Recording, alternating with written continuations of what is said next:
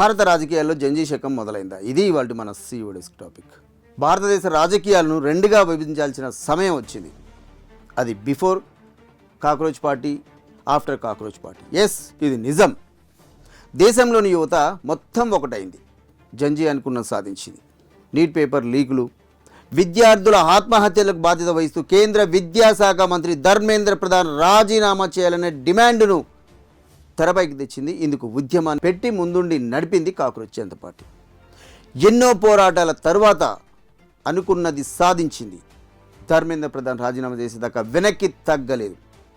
సిజేపీ పోరాటం దేశంలోని యువతను కదిలించడంతో కేంద్రమే దిగొచ్చింది. ధర్మేంద్ర ప్రధాన్తో రాజీనామా చేయించింది.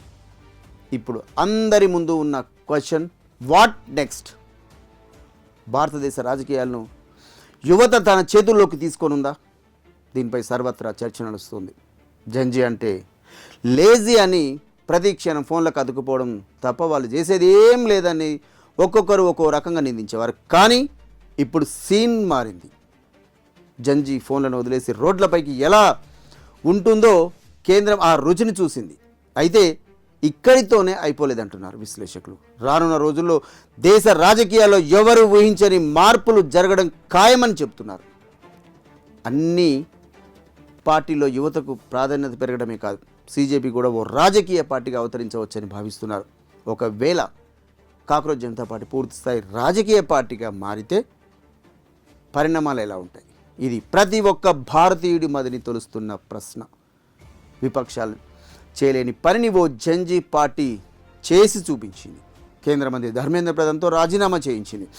ఈ పార్టీకి ఓ కార్యాలయం లేదు, సరైన నిర్మాణము లేదు, రాష్ట్రాల్లో శాఖలు లేవు. అలా అని ప్రాంతీయ పార్టీ కాదు, యువత మనసుల్లో చోటు సంపాదించుకున్న జంజీ పార్టీ. అందుకే యువతే బలగంగా మారారు. పార్టీని ముందుకు నడిపించారు. ఢిల్లీలోని జంతర్ మంతర్నే పార్టీ కార్యాలయంగా భావించారు. టెంట్ల కిందే కూర్చున్నారు, అక్కడే తిన్నారు, అక్కడే ఉన్నారు. ఎండకెండారు, వానకు తడిచారు. ఎట్టకేలకు అనుకున్నది సాధించారు. ప్రధాని మోదీ లాంటి నాయకుడినే భయపెట్టారంటే మాటలు కాదు. ఏ విషయంలోనూ వెనక్కి తగ్గలేదు మోడీ. జంజీ ఉద్యమానికి మాత్రం తల వంచాల్సి వచ్చింది. అలా అని ఇదేదో బీజేపీ పరాజయం మాత్రం అనుకోదు. ఇది కేవలం జంజీ విజయం అంతే. అంటే పరిస్థితులు మారుతున్నాయి, పార్టీలు కూడా మారాలని అర్థమయ్యేలా చెప్పిన సందర్భం.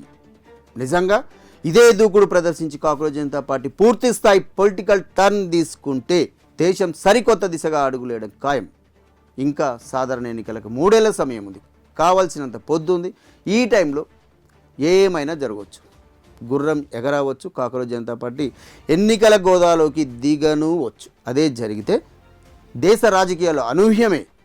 జంజీ అంటే వాళ్ళు మాత్రమే ఓటేరు, ఇంట్లో పెద్దవాళ్ళ మనసులు కూడా మార్చేస్తారు. వాళ్ళతో కూడా ఓట్లే ఇస్తారు. ఇందుకు మన కళ్ళ ముందు కనిపిస్తున్న ఉదాహరణ తమిళనాడు ఎన్నికలు. అక్కడ కూడా విక్టరీని ఎవ్వరూ ఊహించలేదు. కేవలం జంజీ యూత్ సపోర్ట్ వల్లే విజయ్ గెలిచారనేది 100కు 100% నిజం. రేపు దేశవ్యాప్తంగా ఈ ప్రయోగం జరగదని ఏం చెప్పలేం.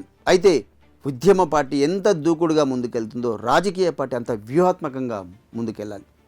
అందుకు ఎంతోమంది మేధావుల మద్దతు సిజేపీకి అవసరమవుతుంది.